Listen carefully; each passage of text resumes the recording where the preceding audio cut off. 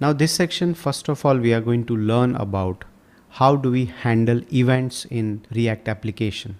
We have already seen though in a sample program here that when you click on this button, that is the on click, this add value function is getting called, and when this function is called, we have this set count method which actually increments the value.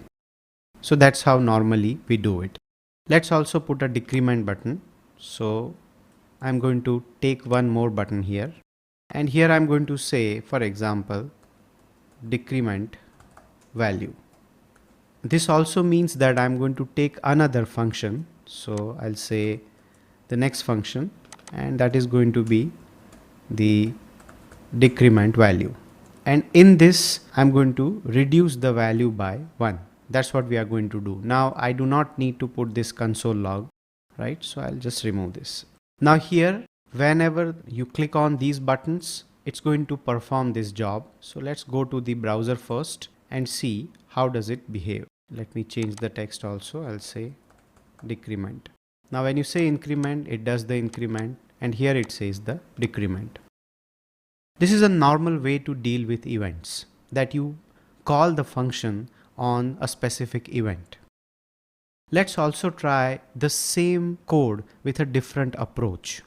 Let's say that we have only one common function. Instead of this add or decrement, how about having only one function adding or subtracting the value of counter? So let's say I'll create a function called change counter, and this function should do both the increment and decrement. That's what we want. In short, what we want is when we call this button increment or decrement, we call the very same function. In fact, this is the very correct way of doing it, right? Instead of taking two different functions, because this is dealing with the same state. If you have different states, you may have different functions, and it also depends on the program as well.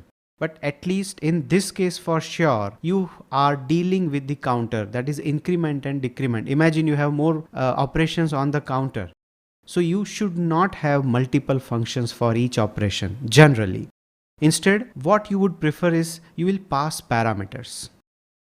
So at the moment, what you can do is you can simply, let's say here you pass the operation that is plus, and here you might say minus. Right? So you have the plus and minus, two different type of operations, and this is passed here in this function. So I'll say operator or operation. And here now I can put an if condition. I'll say what is the value of operation? Is it plus? Then I want to say set count, right? I'll say I plus 1, simple. Else, either I say minus or I do not say, doesn't matter, because there are only two conditions. So instead of checking it, I'll simply put an else here, and I'm going to say set count I minus 1. That's it. Now there is no error as such when we run this code, and this logically is absolutely fine. But if I open the browser to see the output, and if I open the developer tool also, you see that there is some problem getting generated. The problem here is that when you are writing a function like this, what happens is when the component is rendered, because you have these parentheses here, that means on the load of this particular component, these functions are executed. These functions should not be called immediately when the component is loaded. But the moment you have these parentheses, that means it is going to call the function even on load of this component. So what you should do, instead of calling the function, it should return the function, which is called at a later stage. Now you should know here what is a function expression in JavaScript. Let me quickly remind you that when you say a function expression, that means if let's say you have a function, so you say const test is equal to, you write a function like this. When you do this, it means you are assigning this entire function to a name called test. This function expression is not called when you write these lines.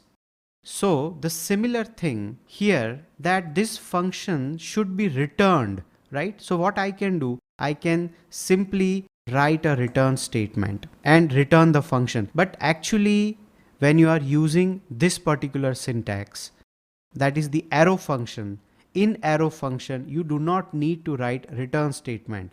See this is how you can write it, but it's a single line arrow function. So in single line arrow function you don't need the return statement at all. So in both the cases, the moment you have parameters passed in the event, you are not going to write it directly. Instead, you are going to put these arrow functions so that it returns the function, it doesn't call it. And whenever the button is clicked, at that time it should call. So let me just cancel this thing. Now if I click here, you see, now it's working absolutely fine. So when it comes to event handling, you have two ways. One is that you write directly change counter, provided you do not have any parameters to pass. But if you have parameters to pass, then it should return the function, right? It should not be called on the load. There is also another way. You can use a method called bind, but that we will see at a later stage. At least for now, you see that this function is now working fine. So you need to remember, whenever you have parameters to be passed in the function, do make sure that you put an arrow. It should return the function in short. And because arrow has a facility where you don't need to write return statement if you put it in a single line, so that's why you write this way. Let's talk about the questions. The first question is, how do you write events? We have already seen that, like in this piece of code, you see that we have a button and we write the on click event. So the important point here is that we have the on click event with different spelling. In JavaScript we have small c, but here we have capital C. In fact, there is a reason. There is a concept of synthetic event which we will discuss in forthcoming sections when we dive deeper into events. But here we try to understand the basics. So the thing is, on click, you just give an equal to sign and you put the curly bracket and you write the function name there. On that particular event, whatever function you have written inside this curly bracket, that is being called. The second question is, how do you pass parameters with event handling? Now this is very important to know how the event handling changes its behavior when you are passing a parameter, and that we already saw that if you have a function like this, there is no problem. But the moment you pass a parameter, let's say a value, then the problem starts. The reason is, whenever the component is loaded, because you have placed brackets here, it starts executing on load. Now you don't want that. So whenever you have parameters, then you do have to make sure that you return the function rather than calling the function like this. So the ideal way, we already saw that we have the arrow function and we can write the return statement, but because in the arrow function, if there is a single line, we do not need to write return. So we don't keep the return here. So whenever there is parameter passing, you write the function like this, where the function is actually getting returned and it is called when the event is clicked and not when the component is loaded.